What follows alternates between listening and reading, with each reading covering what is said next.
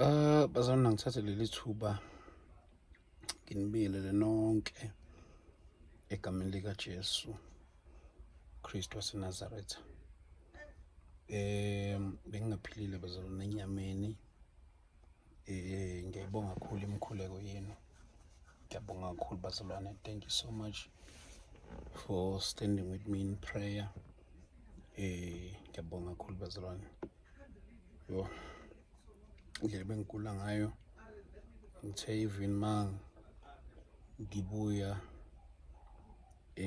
la umuntu achitha khona isikhathi sakhe kwamlungu angani ukuthi ngifike kanjani endlini. Yabona mangithi angani ukuthi ngifike kanjani endlini angazi nokuthi ngifike like kanjani because I'm staying about 30 kilometers away from la umuntu akhona. So ekuhambeni kwami nje uma engahlangana nemoto yangishaya ngobright ayangizukubona after, but ngiyazibuza ukuthi ngabe ngifike kanjani. So nje ngiyambonga kakhulu uNkulunkulu bazalwane. Benginelinye ikhanda elixaka ukwenza njengoba ngisho ukuthi bengithi mangihlangana nemoto ishaya bright, mayishaya bright idlula ngivele ngisale ngaboni at all, bengivele ngingaboni at all. But uNkulunkulu ungenzelile umusa ke umuntu wahamba wagcine waze wafika. So ke angikho ke lapho bazalwane. La ngikhona ngikwenye nje into yafika kumina after umhlangano wethu lo besinawo eThekwini ngezi-24 zika May. Ake ngithi leya it's more of a seminar. Kuleya seminar ebesinayo eThekwini, talk show, nalo igama engilifuna. Kule talk show ebesinayo eThekwini ngithole le voice note komunye umfowethu ngenxa ukuthi ngihlonipha umama because umfo buya lapha kamama. Okay, nothi ngisho nje, but ke for the sake of I'll try by all means to protect him, but ke naye uyazichaza vele akukho kimi, akukho kwi-nature yami, but then ngizothanda ukuzuphawula kwenu egcineni and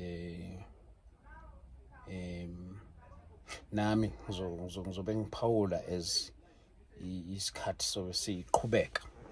Kunalomlayezo ke bazalwane ovelile le voice note. I think vele naye ubhuti should bekuyinhloso yakhe ukuthi ugcine ufinyelele kumina. Ufinyelelile ke kumina, and then I decided ukuthi nami mhlambe ke nginizwise bazalwane ngoba ufinyelelile bazalwane abaningi abahlukahlukene numbers bangithumelela.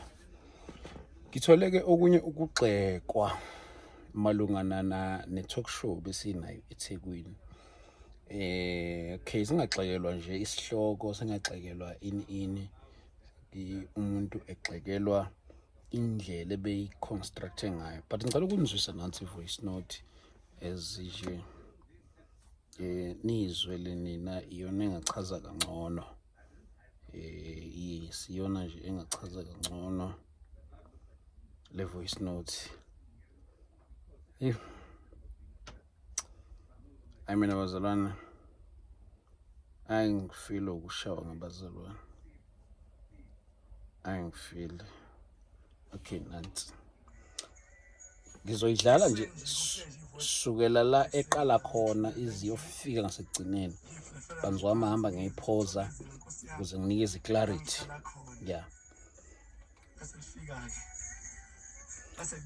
Ubhuti uthi umlayezo lo awunikezwe inkosi ukudlulisa. Yes. Zwani lana bazalwane. Sama nale message go-to. Ngiyabingelela kakhulu ke bazalwane bonke bangcwele abantu abankulunkulu egameni likaJesu. Ngizondlulisa le message nje ngokukhulu ukuthobeka phezu kwabantu kwengceke nabantu abankulunkulu baqaphele. Ngoba ngaphandle kamoya ngicela silutho. Ngoba ngisho nje ngicela ngixela nomhlaba ukuthi ngaphandle kamoya ngicela silutho.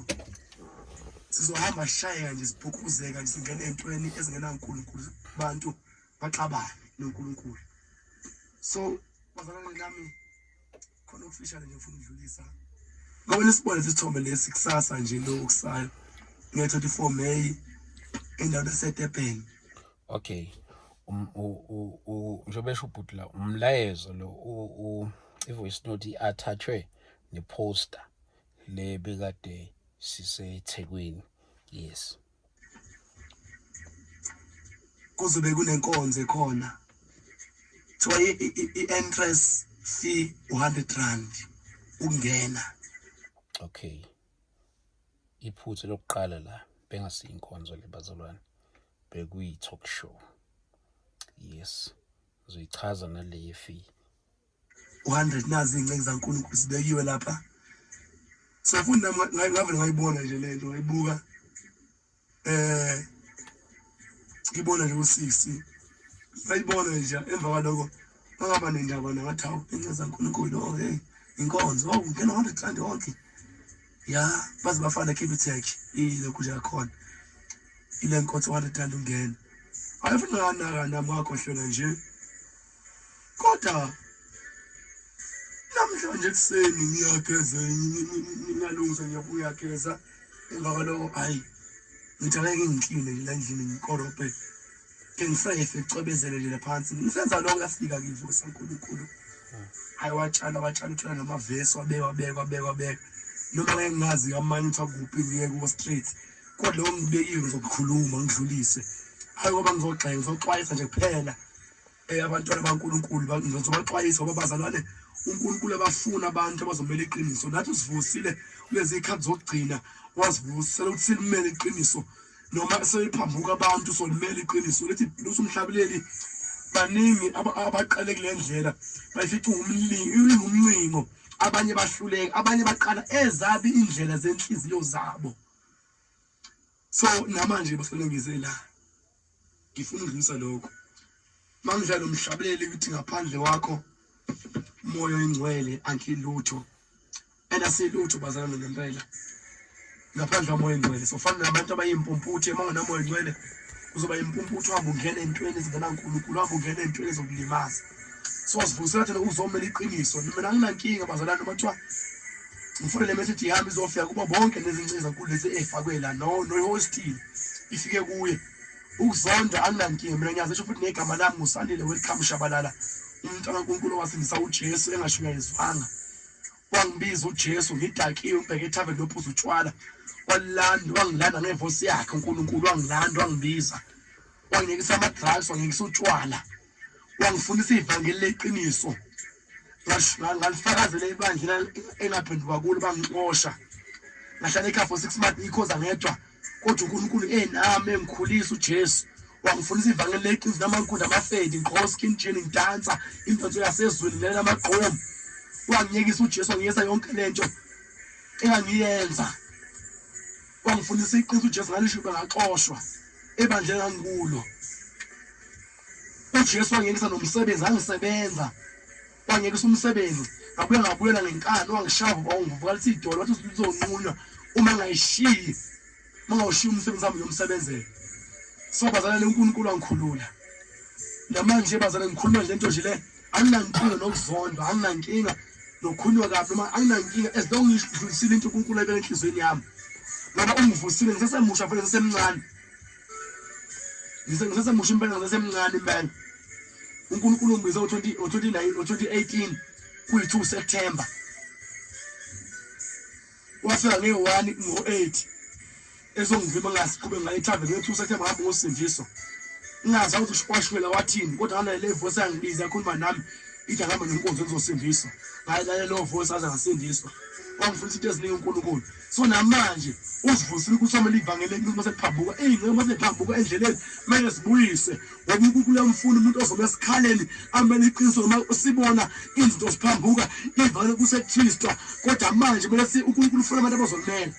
So ufikile kimi ubebona ukuthi uyabona ukuthi ngizondlulisa lento ngokungithemba kwaNkulunkulu angenzi kahle nambamba kwaNkulunkulu ngumfana nje nami osahamba ngoNkulunkulu emholo ngomoya wakho engcwele ngoba cala umhlaba uthi ngaphandle komoya ngiyona silutho and angiyilutho amaphandla moya engcwele mina ngeza uNkulunkulu ngitshela khona isana ngizozona noma ngithande noma anginankinga as long nje ngenza intando kaNkulunkulu mina ngeze ngibe githi ngoba ngisamile sukule ekseni ngima ngingafuni ukujisa le message ngisabathe ngizodlulisa sengiyabona manje sengithi sefela ukuyima uthi hayi sekusebusuphe namanje noma ngasandlulanga kodwa ngiyaso ngibagithi kuthiwa ngidlulise le message le angidlulise ngixwayisa abantu bakaNkulunkulu about the post lephumile ekuthiwa eDurban kusasa uzoba lenkonzo ungena 100 rand ukungena entweni zaNkulunkulu seku 100 rand. Okay bazalwane njengoba ngishilo uqaleni ukuthi iphutha lokuqala leli bengasiyinkonzo le bekuyi talk show u100 rand lo beku100 rand wokuthi sibe nama refreshments masiqeda ukukhuluma into yethu laphana ibe more of bekuyizingxoxo njengoba kuzingxoxo kunama guest kanjalo kunane audience kodwa ke zolokho ngichaza nje kancane kancane Ubazali into engizelela ake sifunde iverse before ngiqhubeke enginikwe lona amaHebrew 13 inyalo eyinhlobonhlobo verse 5 ake sikhuleke sibonga baba siyabonga izwi lakho namanje ukhuluma ngalo empilweni zethu siqonisa isiyalisa abantwana bakho usixwayise uNkulunkulu egameni laJesu Kristu kuze phakathi naphakathi amen amen amen ke bazalwane amaHebrew 13 verse 5 uthi ke ukwenza kwenu makungabi ngokufisa imali yaneliswani ngenini yakho ngokuba yena ushilo wathi angisoze ngakuyeka angisoze ngakushiya ukuze sisho ngesibili sithi inkosi ingumsizi wami angikwesaba umuntu ayenzani na bazalwane nansi inkonzo yazi ngithe mangisaphona la safanele lesithembe sabeka phambi kwami ngatshela amavesi la le verse engilifundayo kwathiwa uNkulunkulu ukuphi ngoba abantu sebezongenisa 100 rand enkonzweni yakhe amandla kaJesu afavuka lankathi ezwina kisamngelisiwe ngesihle nathi masiphe ngesihle seqhamuka futhi kumele ungena enkonzweni ehlangene nabazalwane akhipha imali ayithi iBhayibheli umuntu makanikele lokhetho ofisa inhliziyo engokuthokoza ungamocindezelwa kodwa namhlanje abagcotsha baNkulunkulu bavume ukuyohlanganela entweni engenaNkulunkulu ngoba ayinaNkulunkulu lento le eyongenwa eyokwenziwa lebazalwane ungena ebandla sekhishwa imali mama zivuselelo sekhishwa imali noma kuthiwa deliver noma kuthiwa yini deliver noma kuthiwa yini noma kuthiwa inkonzo sekumele khishwa imali.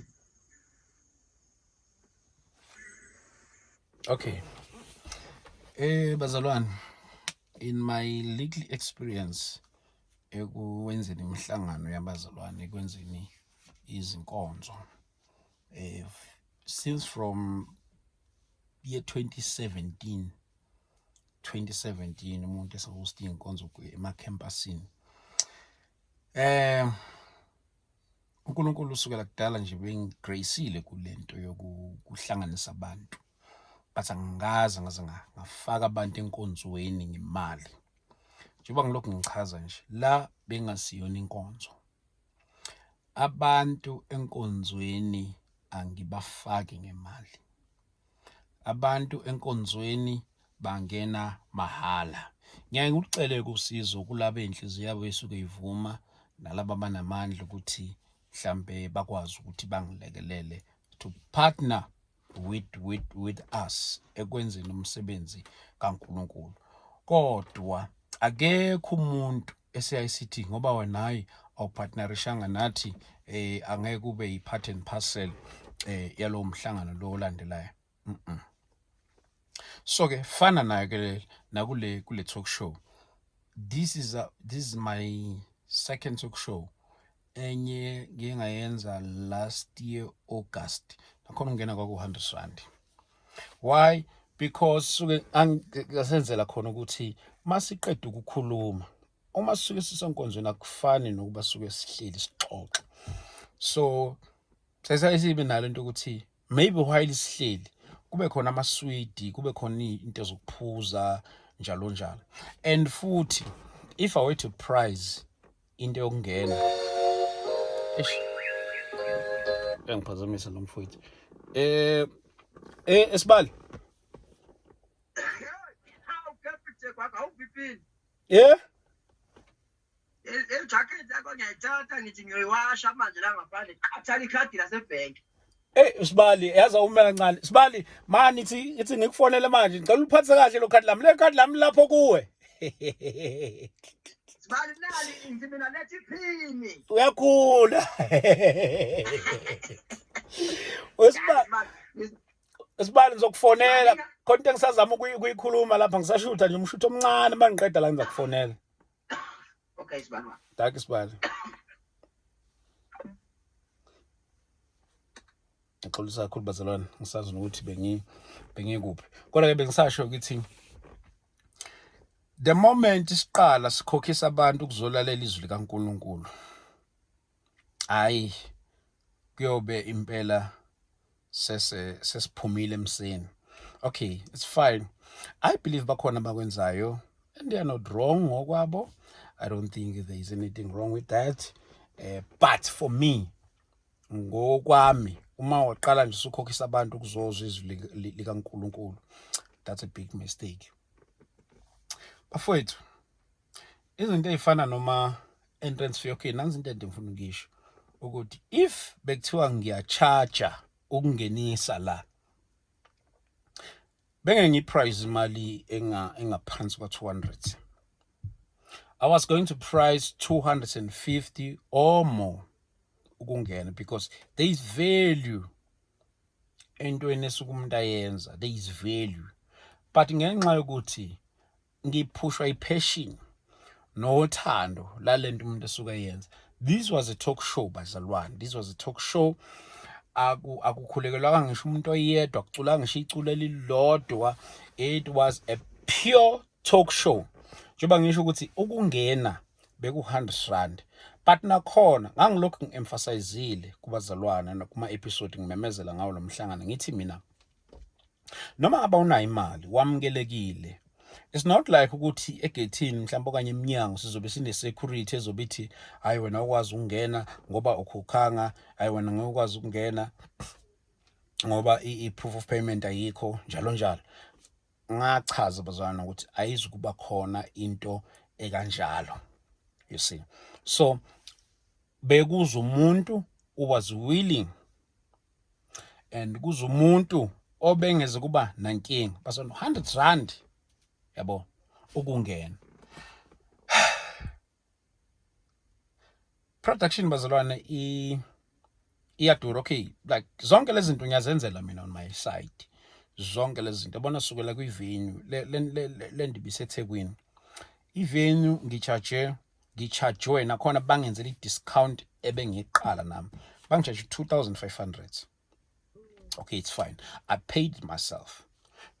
Umfowethu ebeshutha wangicharge 2000, I paid myself. Kuzoba yini futhi ama-guest benginama-guest awu-2 ebesuka ngapha eGauteng or enye besuka eMpumalanga eyodwa isuka eGauteng. Umfundisi uNtanda bekhona lapho kwi-poster. I had to take ama-logistics and ehamba nomkakhe, you see. I had to take ama-expenses okufika kwakhe eThekwini nokubuyela kwakhe, you see. UNxumalo esuka eMpumalanga, I had to take ama-expenses wakhe wokusuka eMpumalanga aphinda abuyele emuva. I had to take care of indawo yokulala because nami ngifike a day before. Zonke izinto ezikanjalo, indawo zokulala, ama-refreshments masiqeda, you see. So roughly you can check ukuthi umuntu spend emalini. Not ukuthi I'm complaining, but ngizama ukuveza ekutheneni ukuthi masuke senza so, the aim is not to make money. If the aim was to make money, umuntu bengenza yonke lento le maqede bese afake iprice engaka. Kuwonke lama poster, kuwonke laba bantu bebe lapha kwi-poster, one of the men bonke nje bekumusa ekuthenini ukuthi bazovela entweni yami. Some of these guys, most of these guys bayakhokhelwa ukuza bezovela la, and into esuke beyiphethe beyikhuluma ine-value strong, but uNkulunkulu wangenzela umusa ukuthi kuleyo akekho ngifuna imali. So masuke ngithi mina ukungena u100 besuke ngenzela ukuthi sikwazi ukuthi sibe nama-refreshments, not alone nje ama-refreshment, nakhona futhi u100 bafowethu. And njengoba bangichaza ukuthi noma bethiwa unayo awunankinga, you can come. But manje ngabukela ukuthi sengikhave zonke indleko, ngiphinde futhi mina ngiphinde ngithenga ama-refreshments, ngistretcha kakhulu, ivele ibe ngistretcha kwayona le. So ngithi angilungise lelo phutha lelo ngenxa yokuthi umfowethu lo ubuya kwamama engimhlonipha ngendlela amangalisayo, umama Ntekwane. So ngizwagodla amazwi wami, ngizwagodla ngizwe ukukhuluma njani ngizwagodla amazwi wami, because I got so much respect for that woman. So nje awuthi ngiqhubeke futhi ngibe ngenzwise bazangaze ngikhulume kakhulu. So bengisalukise lawo maphutha la ukuthi bengasiya inkonzo, bengasiya umthandazo, bekumhlangano nje wezingxoxo. Lama R100 lawa besenzela ukuthi sikwazi ukuthi ngangilokhu ngichaza kuma episode ngithi ngangize ngijoko ukuthi futhi masiphuma siphuza amanzi anoshukela. Ask me ukuthi bangaka abantu abakhokhile, I'll tell you. Sekhisa imali bazalwane. Kuqhamuka bethi somngeliswe ngesihle. Umuntu umoya oyingcona nasamholi. Wenza into ayithandayo.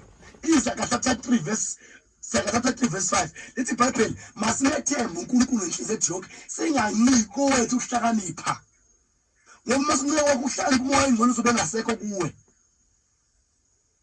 Ngaphandle komoya oyingcona angeke siye senze lutho bazalwane. Lithi iBhayibheli asifune khona eBhayibheli 13 verse 5 ukwenza kwethu makungabi ngokufisa imali. Lento esiyenziwa la abantu bengisenkonzo yo100 kukhona lenyeza kumpela la ezinye beshumela iqiniso kodwa mase gijima indaba zemali.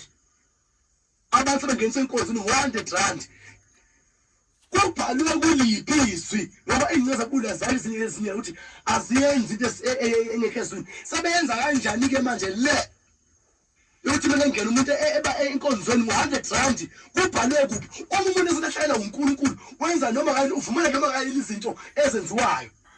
Akufanele sihlanganise nabantu abaxabene noNkulunkulu. Ngizoxwayeza la kuthiwa angitshela abazane bonke bangayi la. Ungahlangani uNkulunkulu uzobengekho omadimoni phezulu obusa la. Thina into esiyaziyo ukuthi abantu mina ngu-DJ mina. Into engiyaziyo la ngenza khona abantu into zamadimoni. Uma zohlanganyelwa enkonzweni hayi enkonzweni sangisho ukuba inkonzo sacagcwala inkonzo kimi uma sengisindisiwe nje into zasezwe uma zongena emathaveni kwakunokuvala eminyango kubanje kube khona abantu bazobe esango kuthiwa lana ngena ngemali engaka ufuna ngena phakathi khona DJ la ngena ngemali engaka ngiyaya lento le emahholo makube makenziwa ama event kuthiwa kungena ngemali engaka ukhisha imali engaka. Into yezwe leyo akusiyona senkonzweni esebandleni. Manje isiyenza kanjani enkonzweni ebandleni enkulu ukuthi umuntu mase ongena enkonzweni kumele akhiphe R100. Bonakala ukuthi uNkulunkulu uzobe engekho la, uzobe kubusa amadimoni la ngafani ngabantu umqondo ukuthi umuntu mase ongena etavern noma ongena ehholo kunama event kumele akhiphe imali. Yabo kwipost mawucheck ipost kahle, ipost ibhalwe ukuthi sithandana kanjani sisindisiwe. It's a question. It's a question. Into ebe isihloko sethu lapha. And then bese banamagama lapha ngezansi ithi panelist, not guest speakers but panelist. Okusho ukuthi bekuzingxoxo la bengekho ama guest speaker. And la ibibhalile futhi ukuthi a Durban live podcast shoot. Asiyinkonzo leyo. Shulu bazalwane, okay. Angeke ngikhulumela abanye abantu.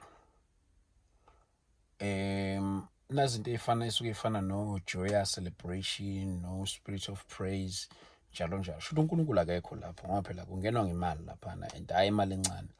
O 200 kya ku 300, 400. Shulu uNkulunkulu akekho kulezi zinto. because phela khona-ke vele kusuke kukhonzwa noma kusuke kuculwa kule worship zonke lezi zinto la kimi la bekuyingxoxo. And bazalwane ngifuna, I want you to mind this bazalwane.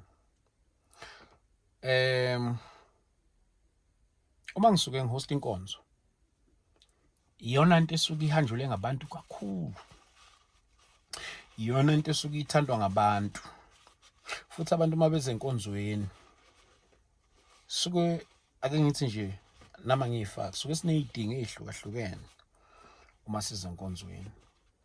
And uNkulunkulu ngimbone engreater kakhulu uma umuntu ebeza umhlangano wokuzokhonza. Ngingayekelana ukufaka iprize entweni enabantu abaningi, ngizofaka iprize entweni enabantu abancane.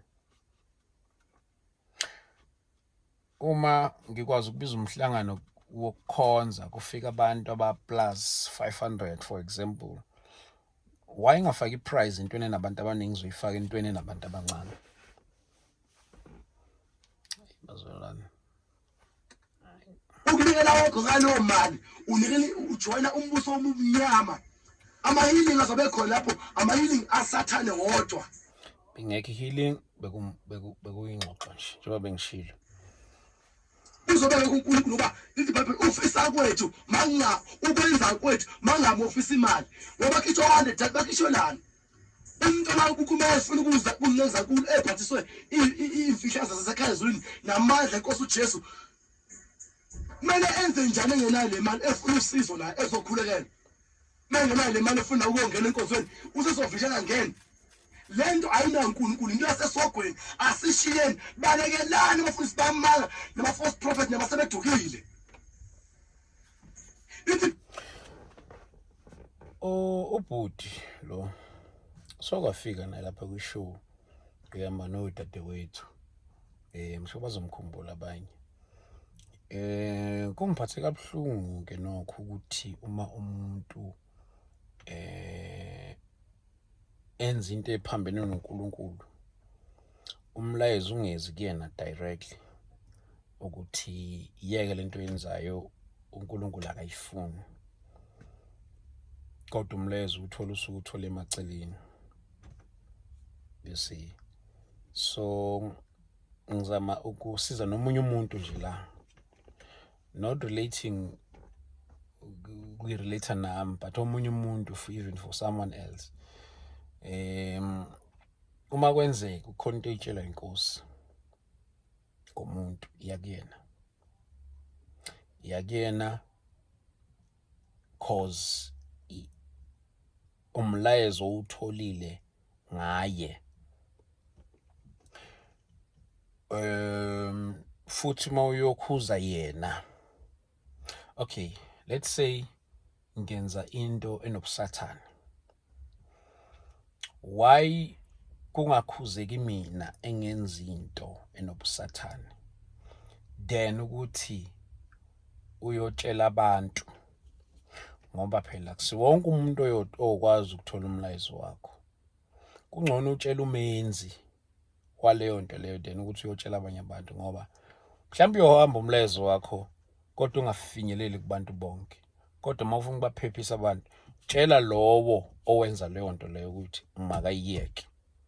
So ngilokunyanzelisa nje bazalwane, asiqhubeke, but njengoba bengishilo ukuthi I'll try by all means nami ukuthi ngingabi on this character because ngihlonipha umama la, hayi kancane. iBhayibheli Matthew 24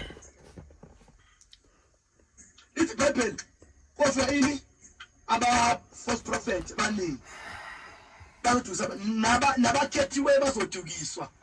Ngoba sibona nje manje abantu bazodukiswa. Uzongena kanjani enkonzweni ekubeni kuthiwa khipha R100? uJesu wambonaphi lo khipha lo uthi omunye mazomphilisa kumele akhiphe R100 noma esohlanganyela emfundiso into ezankulu kumele akhiphe imali? Akukho ezwini. Thiwa la asabazona bonke abazona bafuna abazola la ningabe nisaya abana namadupla abangayi. Lento ayinankulunkulu. Laba abaqala inkonzo into yabo inhlizweni yabo bafisa imali, bafuna imali.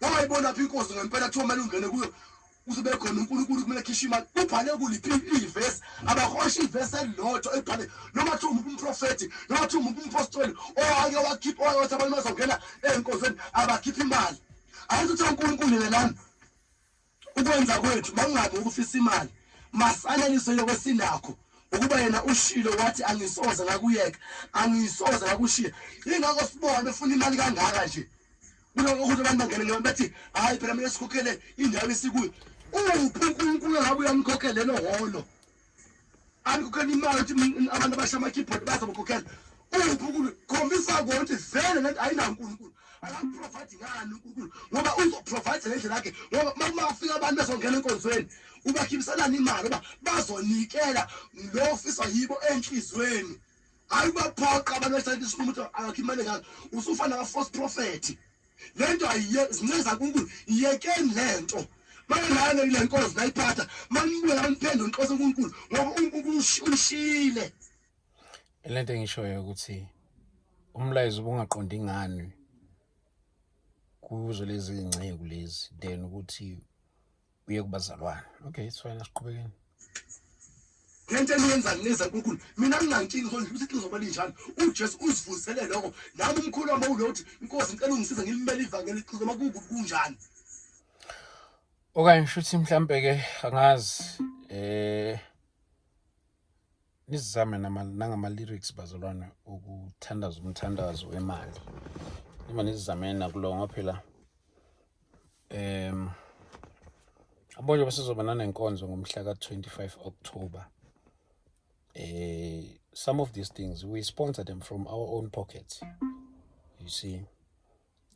Ayikaze yaqhathaka imali ezulwini bese kuba abantu labanye baye bathintwe inkosi bathinta inkosi one by one nakhona ngoba nangusuke ngishaya ikhwele ngamemeza ngacela so leyo ukuthi uma kuyinto kaNkulunkulu usuke ezoyikhokhela indawo bafowethu okay siqhubekeni so namanje manje ngidlusa into ngiyangidlusa ngesibindi anginankinga ayinendaba nokuzonda ayinendaba nalutho mina umsebenzi uNkulunkulu ngiyawenza isanda nginayo imali noma nginayo ngoba ngiyisa umsebenzi uNkulunkulu isanda akekho umuntu osonto omunyela akekho la kancane we have serious issues bazalwane to deal with ngiyadla noma ngidli anginankinga ngezumsebenzi kakhulu yeke ngize ngishipha kule qiniso ngenxa yemali lento esiyenza ukuthi ngesabani wathi njani enkonzweni ufisa imali ayisuke lento sinceza uNkulunkulu nolo mfiro lento akarepente ngoba uNkulunkulu akanaye umoya ngcwele akekho umoya ngcwele bezakutshela ukuthi beyathi umoya ngcwele khiphile bezokondla umoya uyasondla usenzela yonke into ngoba ithi iBhayibheli uthi kanje ukuze ngokuba yena ushilo wathi angisoza ngakuyeka angisoza ngakushiya usezokuyeka kanjani manje bafuna ukwenza inkonzo zakhe lezi uNkulunkulu maye futhi uyokwenza inkonzo mhlawumbe umsitene umuyeka wona kakuphi uzokunika imali uprofeta yakho ngoba uNkulunkulu uyamela umsebenzi akafuna umsebenzi kube khona umuntu ozofaka amandla akhe awasha amandla umuntu uma nje la masengeniswa kanje nabantu ngemali phumani ezinkonzweni ezaholwa umoya uNkulunkulu ngoba uhlangana lapho uzobe uNkulunkulu uzobe khona amadimoni asimele iqiniso beli nje singasaba solana ngiyasabi lutho uthi bazongizonda noma bangizondi bangazi futhi anginankinga nalutho iqiniso lilelo limele njalo angelishintshe lento yenziwa la eyasezwe uzobeka uNkulunkulu lento lenkonzo le phendukani wabazalwane nabu sinomqondo ukuthi ufuna ukuya la ungayi anginankinga noma bengathi ngizobe ngixheka ngiyagxeka nginomona anginamona mina nenkonzo omkhulu wami ngishumela ngaphandle anginankinga sana abantu banike nabanikele angihambi indaba omnikelo isebenza indaba uNkulunkulu bese uNkulunkulu ozongondla anginendaba noma ngahlala mina ngahlupheka ngenxa evangeli ngimeqozo levangeli anginankinga noma ngazondwa anginankinga into masiphambukile nje mase sikhuluma ngoba njalo singathuli leli ivangeli leli labulawa kakhulu ivangeli ukwathulwa bethu usabantu abajamele basebenzisa anointing oil benza yonke into bethu usabantu evangeli iqiniso kodwa mase sibona lesikhathi sanamhlanje ezivusile uNkulunkulu nathi leli ivangeli kumele liphele ezaje zethu destroy abantu ngenxa yevangeli uNkulunkulu mele simele iqiniso ngoba linjalo musalupha nababhana babafundisi lento enenzayo izisa uNkulunkulu ubuhlungu akasanodlini uNkulunkulu bantu uNkulunkulu bebekhona nenkosi bezoniprovide ngayo yonke into enizoyidinga la abantu banikele ngolo office wenhliziyo yabo khona abantu bahluphekile abaqhazakile abathi ngikhulekela ngempela sekumele manje nimazenze ngemali fana ukuthi niyabarobha niyabakhuthuza nigebengu niyarobha zimenza uNkulunkulu shiyani ngoba nashi phakathi kwezogcina kofika abafundisi abazoshumela lokho bathi indlela zabantu uNkulunkulu isisu sabo abacabanga ukukhulekela abantu abacabanga izisu zabo ukuthi babe nemali bafisa nje imali wanwe lo moya umoya obadukisa bekhathi ogcina elisho njalo iBhayibheli uTimotheo wesibili chapter 3 abadukisa bekhathi ogcina lithi iBhayibheli silifuni lithi la iBhayibheli noma ngekho angasumuntu wazi ukukhosa amavesi lana kodwa nje ngikhuluma amazoyizwa izwili iBhayibheli uTimotheo wesibili chapter 3 abadukisa bekhathi zokugcina uthi ke bayazi lo ukuthi ezinsukwini zokugcina kuzavana izikhathi ezinzima ukuba abantu bazakuba ngabasithanda nabathanda imali lento yenzeka namanje abadlela kukhulu abadukisa bekhathi zokugcina yibo laba abafuna imali ngemali enkonzweni kisho ma100 rand angikhulumi ngoba njengoba kubhalwe la lesithombe ngoba balekalana abadukisa bekhathi zokugcina nabafundisi abala abayira lento baqoze bakulo ishiyela ba uNkulunkulu akekho ningabadukisi bekhathi ngifuna abadukisi bekhathi uhlanganyela wena labantu laba abafuna imali nani noba nisanhlangane kanye nabo phambi kwaNkulunkulu iBhayibheli lapha ufuna ukukhuluma ukuthi nobagwema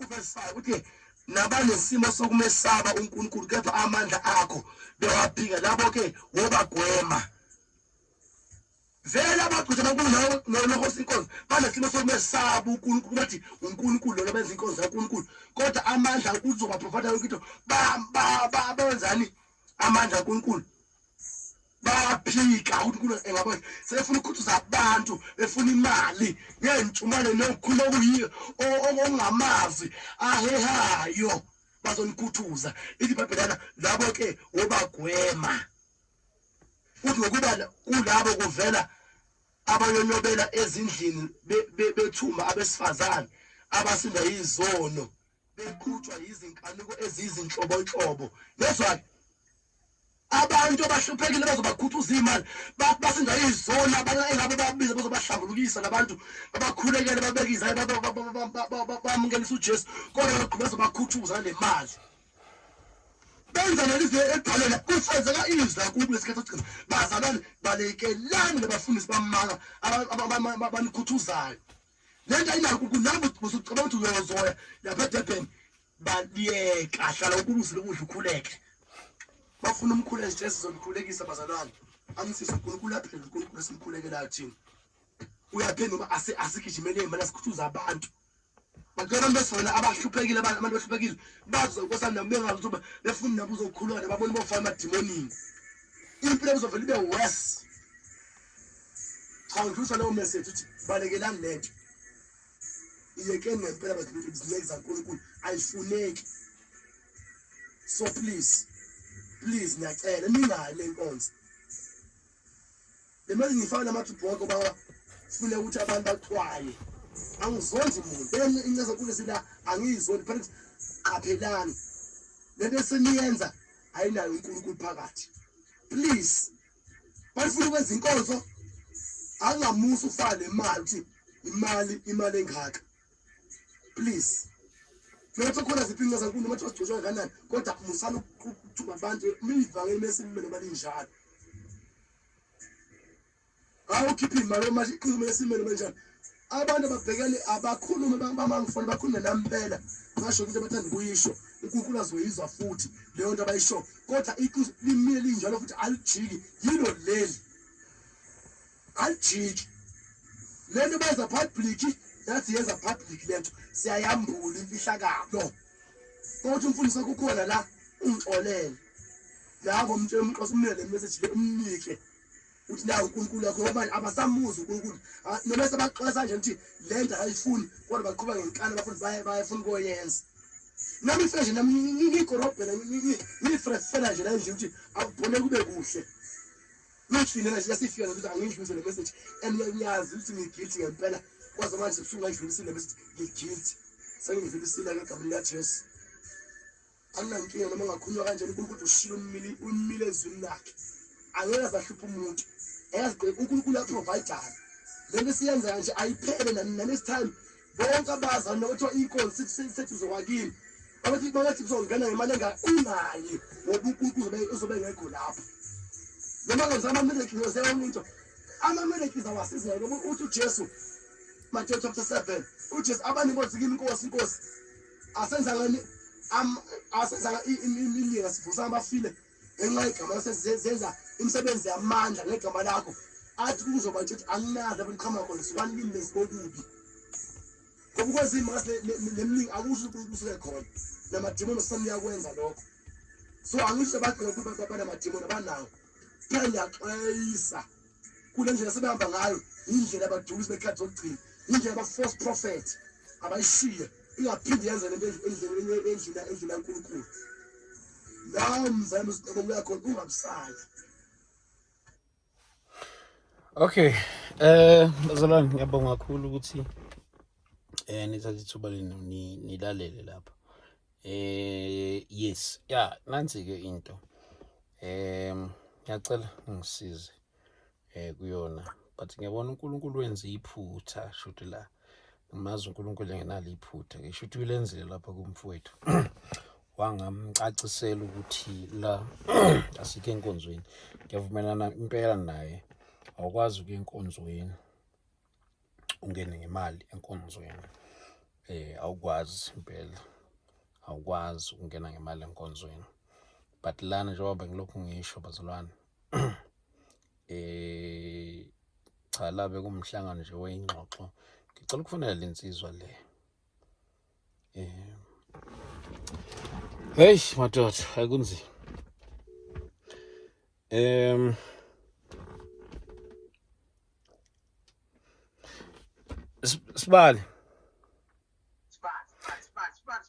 Sibali ngiyakuqopha lapha njoba ngikufonela nje ngifuna ukuzwa ukuphawula kwakho Sibali malungana nalolu daba lensizwa le yathi mayisike elijikayo malungana nodaba lolu luke eThekwini lapha lokungena ngemali mangilalisa isivoice note yayo kahle ba bese ngilalela manje ilwa nokuthi awukwazi ukungena enkonzweni ngemali. So ngase ngilungisa lelo phutha lelo lithi cha lapha bengasiyinkonzo lapha na ke bekuyi talk show cause impela ngiyezwi iyalwa impela nje impela indaba yenkonzo ukuthi akwazi ukuya enkonzweni ungene ngemali. But ke ngase ke silungisa lelo phutha lelo ukuthi cha la besisemhlanganweni nje weyingxoxo akho ngisho umthandazo owenziwe la akho ngisho icule elilodwa eliculwe la. So mhlambe ke uburong bomuntu abenzile shuthi kube yiyo into yokufaka iprize ngoba bishilo nami Sibali la sikhathi ngichaza ngithi if I were to price this mhlambe bese ngakhuluma indaba zo 250 upwards if I were to price le nto le but lento ka 100 rand njoba ngilokhu ngichazile ukuthi isifiso sami ngakuthi sibe nama refreshments masiqeda ngoba phela Sibali kade sengesigwilini bengaphela ngikhokhela ivenue ngikhokhele ini production wonke lama logistics kuze kuyofinyelela kuma refreshments ngangenzela nje just ukuthi sikwazi ukuthi sonke masiqeda sijabule. So ngithi ake ngizwe Sibali mhlawumbe nawe if ungaba na something ngithi nje ngikubambe off guard. Cha Sibali asibonga Sibali yena off guard lo muhle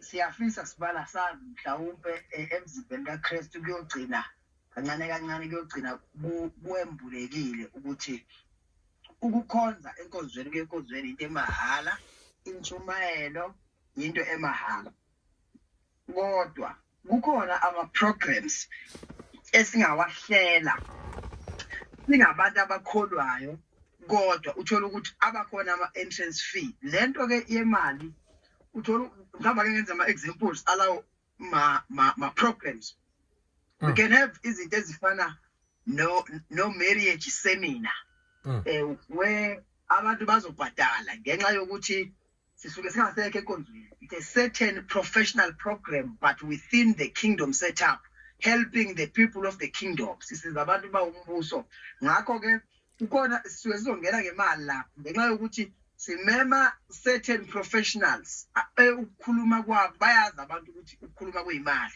so ke amazwi ayakhokhelwa bahamba ama-psychologist abantu bahamba odokotela kuyokhuluma so ke bayakwazi abantu usuke simema abantu abangama-specialist wama-topics athile abazowa-addressa ekufanele thina sibabhadale sibhadale iy'ndleko zabo zo-transport sibhadale iy'ndleko zabo zokulala zokudla and all those so ke suke sizama ukuthi abazali abazo-attenda bethole this service delivery abasibambise beselekelele to pay those relevant people efanele sibabhadale njengamanje nje esibali ubhadala ngisho amaveni lapho esisuke sikhona o-sound system bayaqhashwa ama-cameras ayaqhashwa ezinye zezinto lezo logistical ekusuke kufanele ukuthi siyibhadalele ngeke ngoba mina nginenzela inkonzo bese kuyofa lo muntu okuthiwa uhost sikhona sisizakalile ngenkonzo siphinde futhi sibale ama-programs sibale afanana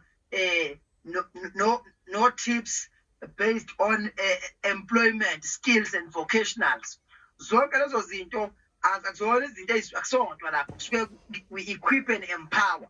Yes. So programs of empowerment and equipment are always going to have a price. Akunandaba ukuthi siwenze esontweni, siwenze edrobheni, siwenze ecasino, siwenze esporting. Kodwa uma siwenzile those programs of empowerment and equipment kusuke kuzobhadalwa sibali ngenxa yezinto lezi engizibalako nezinye. Kanti ke on top of that futhi sibali sengasho ukuthi abantu abakholwayo ngabantu who understand the issues of giving, the issues of umnikelo. Ngiyafisa mina ukuthi abantu abakholwayo kuyona yonke into esuka iy'nkonzo ihlelwe umuntu othile noma ngabe ubani umuzoya kuleyo nkonzo zama ukuthi uma kukuhle enhlizweni yakho njengekholwa mphathele lowo muntu umnikelo mphathele lowo muntu imali osuke uzomsupporta ngayo bafowethu ayikho into ewukuhlela inkonzo noma ngabe inkonzo enjani elula ngakho ke usuke ubadinga abantu abazokusupport asinawo ama-sponsors ezweni sibali abantu abenza ama-programs afana nalawa kade uyenzile nje equip abantu abasha equipment of young people based on ama-wisdom about marriage and relationships. Yes. Ezweni banama-sponsorship abantu abenza lezi zinto awubheke nje abantu abahleka imicimbi koThekwini basponsora baze basponsorwe ama-departments kahulumeni emandleni asinayo ama-department kahulumeni lutho.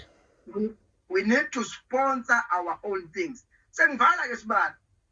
Uma uJesu evule ethuneni igwili zamaRoma zithi kulabo abantu ade begadile we are going to pay you guys but sicela ukuthi niqamba amanga nethi uJesu untshontshiwe so we are going to finance lamanga ukuthi uJesu untshontshiwe and the Bible says ngesibali up until today sisenabantu abakholelwa ukuthi uJesu wantshontshwa yini lamanga engacishi lamanga ayekade afinansiwe yonke into efinansiwayo inikeza momentum nespeed igijima ingapheli amandla every vision that lacks finance will never go anywhere but if we want to see our visions growing high and hitting heights we need to finance those visions egameni kaJesu amen. Sibali angibonge sibali ngeke ngilokhu ngiyisa kude nakude kodwa nje sibali ngicabanga ukuthi sibali iyahlupha into yethu sibali thina amakholwa angisakhulumeli mina nje iyahlupha into yethu thina amakholwa ngoba into yethu thina sibona ukuthi yonke into sibali kumele ibe mahala ngoba nakho singabantwana bakaNkulunkulu. Okay sibali in my experience of hosting izinkonzo seside impela isikhathi khona kufani kodwa ayikho inkonzo engayihosta ikwakangenwa kuyo ngemali kodwa lokho kusho ukuthini lokho kuchaza ukuthi mhlawumbe indleko zenkonzo suke zingekho yini sokusuke ichaza ukuthi yonke into isuke yenziwe mahala lutho sibali yonke into isuke involve imali yabo, and futhi masidinga into ethi beyinhle Sibali, imali nje Sibali inayo into yayo ukuthi ikwenzele lento osukuyifisa okanye lento osukuyifuna. Njengoba ngisho nje Sibali ukuthi sesisithi isikhathi senza inkonzo kodwa yikho inkonzo kwangenwa kuyo ngemali. So ngamanye amagama Sibali ngichaza ukuthi Sibali, as much as inkonzo singena mahala kuzona, akusho ukuthi leyo nkonzo leyo mhla ihleleka ayidinganga imali. Idingile Sibali, yabo, and futhi idinge imali ngaphezulu kwale mhlambe binganikelwa njoba suke sesicela umnikelo masuke sisenkonzweni. In a process of ukuhlela imali suke idingakalile okanye ithathekile idlula le enikelwe enkonzweni. So ngamanye amagama Sibali, into ithi ezabazalwane ake siyeke uku-undermine izinto zethu, ake siyekeni uku-undermine once umuntu Sibali nabo spirit of praise. Wabona spirit of praise ngelo mahala kusona lutho lokho kuchaza ukuthi sinamademoni. cha lutho asinawo Sibali sibusiswa zingoma zabo ngisho sihleli uyawuyidlala ingoma yabuza ukuthi yazi kukhona into ephakamisa umoya wami, kodwa abantu ade bekhona bazokutshela ukuthi njengoba besiye laphana kungenwe ngemali and imali yakho no 250 350 upwards. Nanku Sibali emabholeni estadium Sibali sigcwala phu stadium, okusho ukuthi Sibali bonke labantu esukela belapha estadium Sibali ibhola lithandwa ngisho nangabazalwane uqobo basuke bekhona nabathenga amathikithi. Angeke bese uthi ngoba la khona umzalwane uzongena lapha stadium kuthi why wena umzalwane edlula. It's a principle yakhona lapha stadium okanye yakhona khona kuyo leya ngxenye leyana ukuthi noma ngabe ubani kodwa for you to have an access la ngaphakathi you need to pay the price. Yes sir. So ngamanye amagama Sibali nakuyo lethu kushow Sibali leyase Durban njengoba bengachaza ukuthi the aim was not to make money. The aim Sibali was not to make money, kodwa the aim was ukuthi to partner with us ngoba inhloso enkulu Sibali bekuthi ngiyakhumbula nje ngilokhu ngicizela isimemo sasiyinto ukuthi ngifuthi masiqeda siphuza amanzi anoshukela. Ngangihlezi ngisho njalo nje Sibali u100 Sibali sesingabethelana ngalolu hlobo. Sibali hayi sometimes Sibali ngibonge ngicabanga ukuthi into isekuhlonipheni into yethu.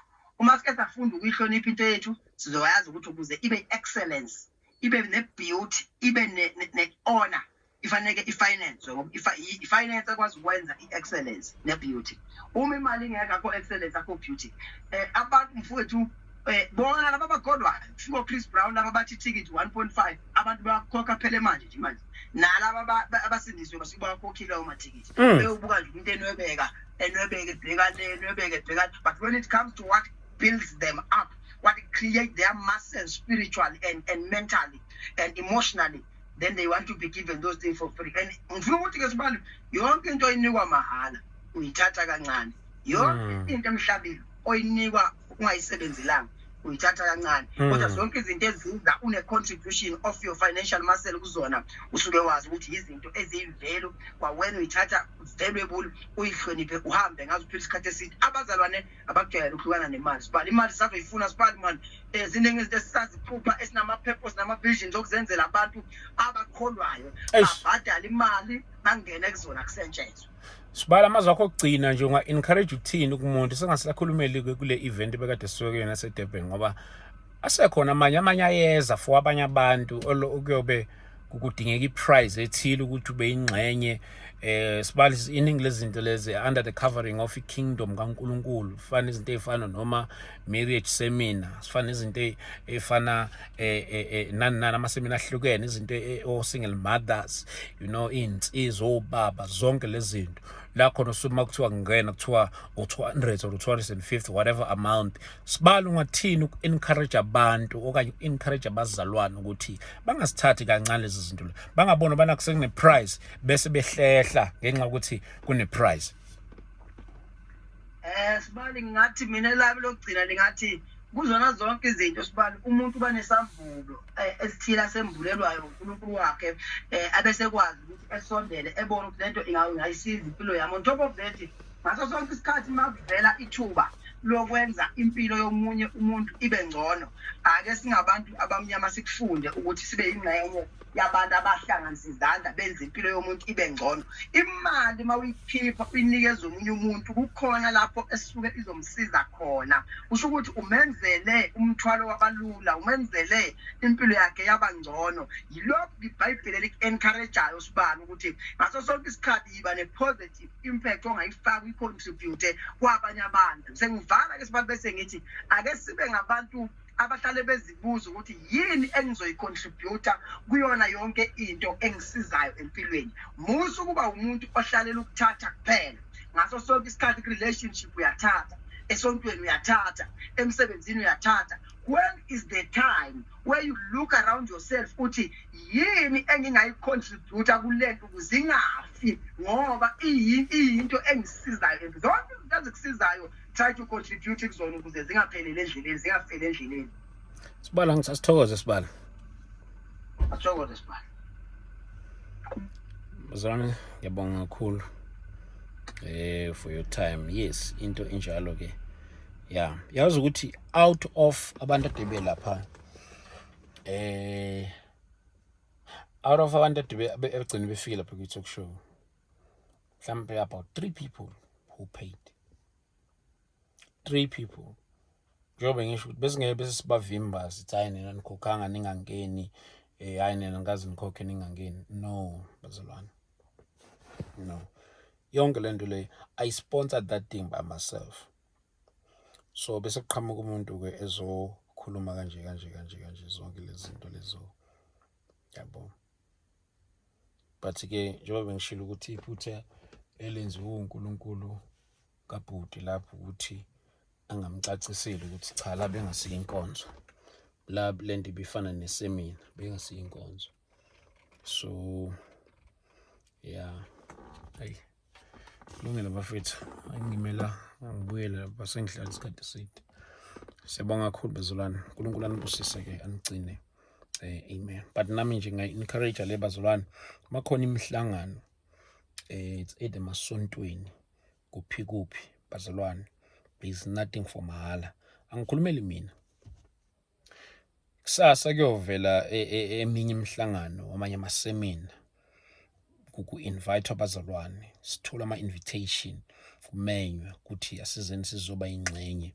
Njengoba ngishilo kunamasemina abo some of ama-seminars esinokuba nawo lapha kwi-kingdom kaNkulunkulu enokubona abantwana baNkulunkulu bewenza izinto ezifana noma namasemina emshado, amasemina obaba, amasemina omama, amasemina abantu abasha, njalo zonke lezi zinto lezi bazalwane. Izinto lezi mostly okukhokhwayo kuzona.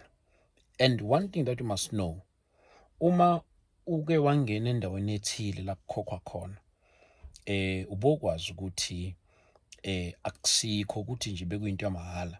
There is someone oyikhokhelile leyo nto leyo. So bazalwane, uNkulunkulu mayisiphila imali, mayisigrisile ngemali, masibe nawo umqondo wokuthi si-partnerish. And bazalwane bese siyeka into yokudemonize into ngoba nakho ine-price. Ake si-demonize into ngoba nakho sidisenile, sadisena the spirit, and then sathola the confirmation ukuthi kunento yesitha, kunento kaSathane. Let us not just demonize each other just because someone uyenze into wena ongahambelani nayo, uyenze into wena ongayi-understand. One of the dangerous things is to criticize what you don't know. One of the dangerous things is to criticize what you don't know. Kwesinye isikhathi bazalwane ake sibe nayo into yokuthi before you criticize awuthole the proper understanding based on that ukuthi iyini leyo nto leyo isukaphi njalo. Thina ke sinakho ukuthi sithi masi suspicious about something besithi discernment. Discernment is not suspicious. Ngeze ba. Okay. So sina into ukuthi uma sinokuthuka njengoba ngisho besithi discernment. No. Bazalwane ake siyeke ukudemonize izinto just because zize in a form of into thina singayithandi. I know we all have our different preferences, njalo njalo, but then sinokuthatha ama-preferences wethu siwenze the standard of life, siwenze the standard of the gospel. So bengicela bazalwane, bengicela sebengibiza uNkulunkulu anibusise. Ya bengithe nje bengafuna ukukhuluma nento umoya wami uphezulu. I'm a very quiet man. So futhi ngihlonipha nomama lapha manje ke. Yeah.